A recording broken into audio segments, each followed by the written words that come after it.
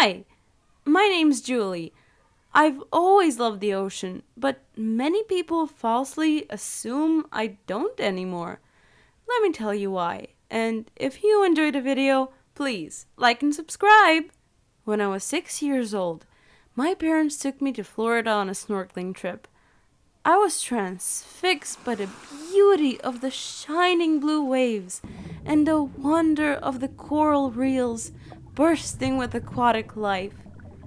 I was never once afraid while underwaters in the ocean, not even when feeding sharks and barracudas by hand. I felt at peace with them as I did in the cool waters that felt so soothing on my skin. But there was this one day in August when we went to another trip to the Florida. I was 15 then, at the impressionable age where you start to wise up to the world around you, but still haven't quite lost your inner child. I could not contain my excitement about the fact that we were heading to my summertime paradise. I had already convinced myself that when I grew up, I would live in the Florida. After arriving and unpacking, I begged my parents to go snorkeling the very same day instead of waiting till tomorrow. At first, they were hesitant because the hotel staff warned us of a potential bad weather on the horizon, but the skies outside were clear and sunny. But I was an only child. I knew how to persuade my parents and get them to finally fold. In hindsight, I probably should have listened to them instead of whining when they asked me not to go. We headed out later that afternoon, but we still had a good 3 hours to snorkel before it got dark. I got my snorkeling gear, threw it on in a hurry, and dove into the relaxing waves. Many people hate that feeling of cold water rushing over you, but it was something I cherished each time I got to experience it. It felt like my whole body was being cleansed. We dove on 2 reefs, fed some fish and eels, and I even rode on the back of a passing sea turtle. We still had about an hour and a half before we had to head back, but all of a sudden, our guide signaled us to return to the boat. It's not safe to stay out any longer. How come? Dark clouds were gathering, growing larger and larger every minute. I realized this wasn't because of the clouds themselves were growing, but rather because they were getting closer. I suddenly remembered the water report the hotel staff told us about and mentally slapped myself. Our guide throttled the gas and turned the boat around. Even at the speed we were moving, the clouds were faster. We didn't make it back to the dock before the storm rolled in. It's here where my memory gets a bit foggy. I think I slammed my head against the side of the boat and suffered a minor concussion. I do remember vomiting once, maybe twice, all while I had a massive headache.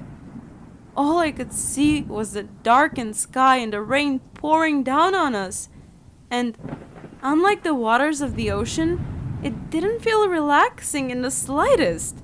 Rather, it felt like I was being pelted with ping pong balls moving at 100 miles per hour. Occasionally, the sky lit up with a brilliant bolt of lightning, followed by a deafening crack of thunder.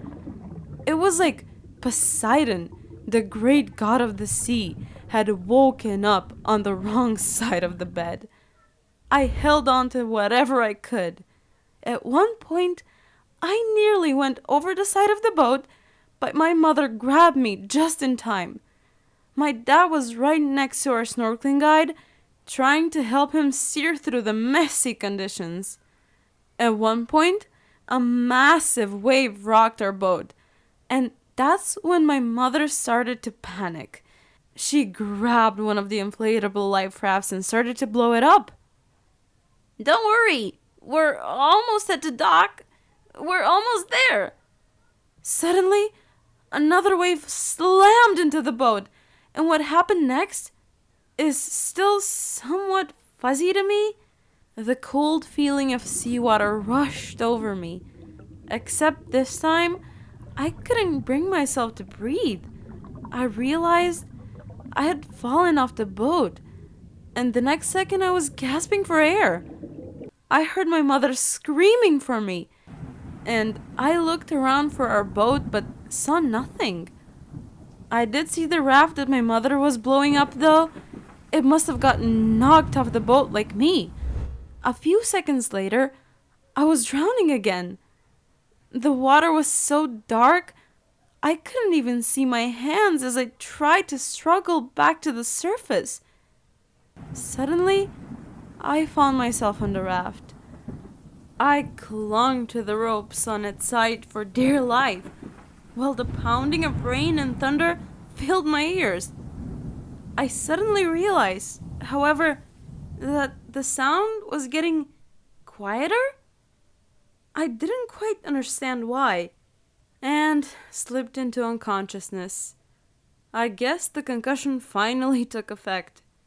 When I woke up again, the skies were calm, a mix of blue and gray on a partly cloudy day. I wasn't fooling myself just yet, so I just simply lie there, watching the sky and wondering if I was alive or dead. As I began to convince myself that this was heaven, a seagull flew over me, close enough to peck me. That fully woke me. Water. Just water. Everywhere I looked, there was only a great expanse of water that stretched out before me. I realized that, in an ironic twist of fate, I had become a castaway, trapped away from my family and civilization by what I loved so dearly. I tried my best not to panic, but admittedly, I didn't do a great job. There were no landmarks or noticeable features around. I jumped off the raft to see if I could recognize the seafloor, to see if maybe I was near a diving spot. The only problem was there was no seafloor. I was in the open ocean, and the bottom could have been a mile below me for all I knew. Out of ideas, I got back into the raft and waited. Waited for what? I didn't know. I was getting badly sunburnt as well. I dived into the water a couple of times to cool off, but that was only a temporary solution to a much bigger problem. I knew that I'd last 3 days at best without drinking water. I had no materials to purify salt water. I was in an aquatic desert, the ultimate form of irony. Eventually, my hunger and thirst, combined with the constant swimming I did to stave off heat, wore me out. I fell asleep for an unknown amount of time. It was nighttime when I woke up. A cloudless night. The full moon shone over the calm waves. I looked around again, hoping that maybe I had drifted towards the land while asleep. But the horizon was just as empty as it was last time. I hung my head over the boat in defeat, unsure of what I should do next. When I saw a gray shadow passing below me, I jumped back in fright. Was that a human? Maybe it was the castaway madness getting to me, but I swear it looked like someone in a gray swimsuit diving below me. I quickly looked over again, but this time saw nothing. I guess I was going nuts. Right when I was about to turn my head back up, I suddenly noticed the shadow again in my peripheral vision. I focused on it and began to see its outline better. I quickly realized with a slight skip of my heart that it was not a person. My heart skipped again when another shadow passed by me, then another. I realized I was surrounded by multiple shadows. But of what? Sharks. Lots of them. A school of maybe 5 to 10 sharks had gathered around my raft, most likely curious about the bright yellow object floating around above their home. They weren't attacking, just circling the raft. And me in it. Now, sharks don't usually attack people, especially on the shore, but sometimes when a person is by themselves or stuck in open waters, they become more confident. I was both of those, and they knew it. They began swimming closer and started to bump the raft with their snouts. I knew if they kept getting closer, one of them would eventually try to snap at the inflatable raft, and that would have me absolutely helpless. Not just to the sharks, but to the sea as well. Suddenly, the sharks scattered. Not like in some slow, dramatic way.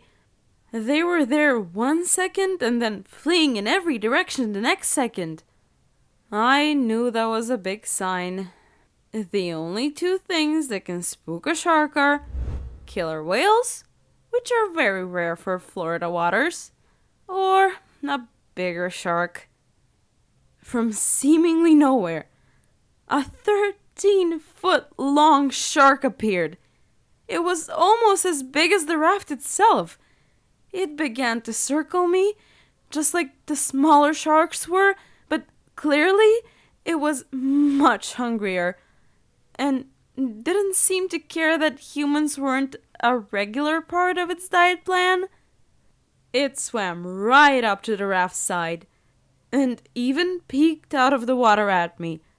I knew I needed something to fend it off, or at least buy me time, but I was defenseless. As expected, it attacked.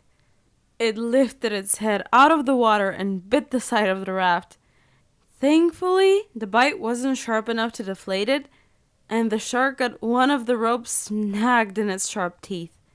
It began to thrash around, trying to free itself, and came dangerously close to capsizing my raft. I held on to it desperately, fearing that these might be my final moments. But then, something miraculous happened. A silver figure slammed into the shark. It managed to push it back and dislodge its teeth from the rope. The shark recoiled from the hit and then turned around, but it didn't attack again. I was so confused. I kept looking in the waters below me to catch a better look at the mysterious silver figure. I was shocked at what I saw. Dolphins! About 6 of them, all grouped around my raft in a defensive circle. I realized they were protecting me from the shark, which was now maintaining distance. Any time it got close to my raft, a dolphin would chase it away. This went on for around 10 minutes before the shark gave up, swimming off into the depths of the ocean, probably in search of an easier meal. I was practically in disbelief. Despite all my years of diving, I had never seen wild dolphins here before. I had heard stories of how they would protect people from predators and save them from drowning, but I never thought I would experience it firsthand. The dolphins swam around my raft for another half hour, even allowing me to touch and hold them. But eventually they lost interest and swam away. I hoped they could somehow get me to land, but I guess that was too good to be true. Once again, I fell asleep. I woke up around noon. At least I think it was. But the sky was not visible. It was a cloudy, overcast day. A good reflection of my spirits at the time. I wished for this nightmare to be over, one way or another. But you know what they say. You should be careful what you wish for. A sudden crack of thunder made me jump. As I looked to the horizon, I saw dark clouds brooding. Another storm. Honestly, that was 10 times worse than any shark. There was no way I was able to avoid the storm.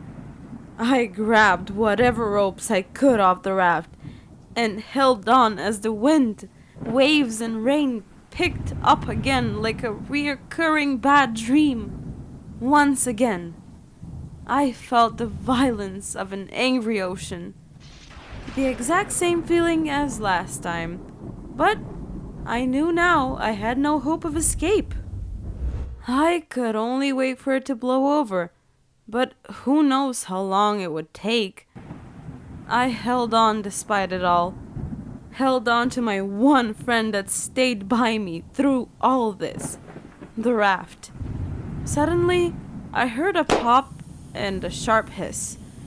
My stomach dropped as I realized that the raft had been punctured and was losing air.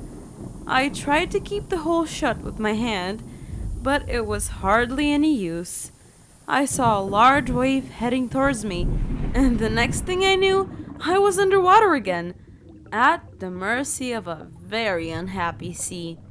I kept fighting for air, but the cold, salt water pulled me down again and again.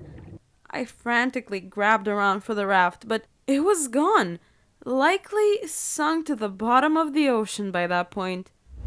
I'm not sure how long this went on for, or how long I thought I was going to die, but eventually it all stopped. Everything. 1 minute I was fighting for my life, the next minute I was out, cold. Dead? Alive? I didn't even know by that point. When I woke up, I found myself on the beach. Or rather, a beach. I didn't know which beach specifically. As my senses started to come back to me, so did a new pain in a different part of my body. How long was I simply leaning there, recovering from the worst 2 days of my life? I would not be able to tell you. What I can tell you is what happened after. I kept walking and walking and walking and walking and, well, I'm sure you get the picture. It was a really long beach. I worried I had washed up on an uninhabited island, and that I would have to go full Tom Hanks mode to survive. Too bad I didn't have a bloody volleyball to befriend. My only friend in my adventure as a castaway was the raft, which was currently likely providing shelter to some fish in the dark depths of the ocean at the moment. People? Other humans? I couldn't believe it for a few seconds. I looked up to see a group of people, natives to the Florida, rushing towards me. Two older women scooped me up in their arms and started consoling me. I was carried to the village, and I think practically the whole tribe came outside to look at me. They cleaned out and bandaged my various wounds and began trying to communicate with me. They all spoke basic English, but I was still so traumatized by my experiences that I could only squeeze a few words out. Stranded, on raft, storm, family? Where is my family? They understood enough. One of the natives looked like he had a brilliant idea and rushed out of the hut where we were in. He returned a minute later, carrying a bright yellow flare. "Are you Julie Peterson?" That was my name, my full name. Yes! It was a missing persons poster with my picture, name, description, and mother's phone number. Wait, my mother's number! Do any of you have a phone? My fingers shook as I tried to dial the number I would normally call only when I had made a big mistake that needed my mother's help to fix, which happened more often than I'd like to admit. As I put the phone to my ear, the ringtone was replaced by a soft, depressed voice. My mother sounded like a broken soul. Yes? Hello? Hey, Mom. I'm alive. I could hardly make out any of what she was saying for the next minute as she was sobbing uncontrollably. The one question she kept asking me was, Where? Where are you? I got the name of the village from one of the natives by my bed, and she said they would be there in 15 minutes. I'm sure she must have broken more than a few traffic laws, as she and Dad made it there in under 10 minutes.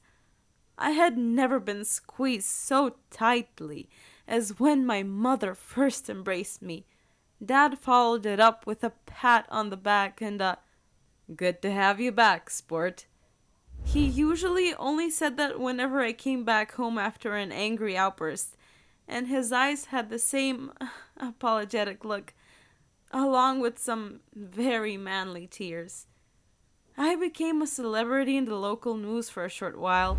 Stories, dramatic reenactments, a 40-minute special on the Discovery Channel, and a talk of the potential film adaptation in 5 years. Many people think I hate the ocean now. I've even seen it falsely stated online several times, but I always make sure to correct those claims. I still love the sea, and I likely always will. From the biggest whale to the smallest guppy fish, the sea and I have a rich history together, like two old friends. And I don't intend on forgetting that history anytime soon.